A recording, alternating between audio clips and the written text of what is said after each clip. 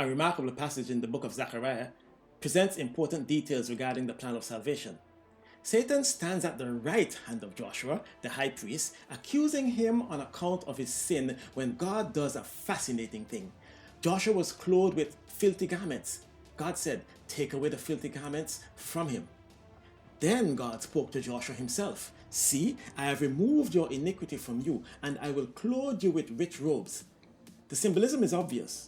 Joshua's dirty clothing represented his own sinfulness, his own righteousness. As Isaiah the prophet wrote in Isaiah 64 and verse 6, "All our righteousness are like filthy rags." The unrighteous man stands before God, and God removes the man's iniquity, represented by the filthy garments. Next, the following order was issued: "Let them put a clean turban on his head." And the command is obeyed. So they put a clean turban on his head, and they put the clothes on him. And the angel of the Lord stood by.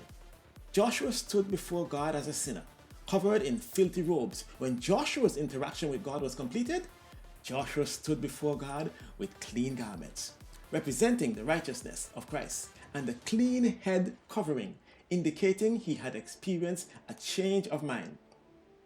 The question we must ask is, what did Joshua do to receive the righteousness of Christ? The answer is nothing at all. In fact, it was what Joshua did not do that is instructive. Joshua did not resist. Joshua did not put up a fight. Nor did he say, "I'm not deserving of this great blessing. I'm too great a sinner."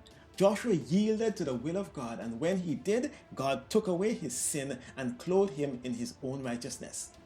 God is willing to do the same today for every sinner. Salvation is received as we surrender to the will of God.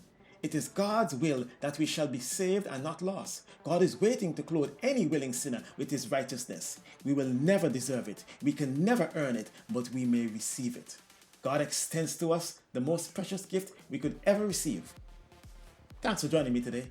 I'm Vaughn Joseph for Victory in Jesus. Remember to share this message with a friend, and I'll see you next time as we go into the Bible verse.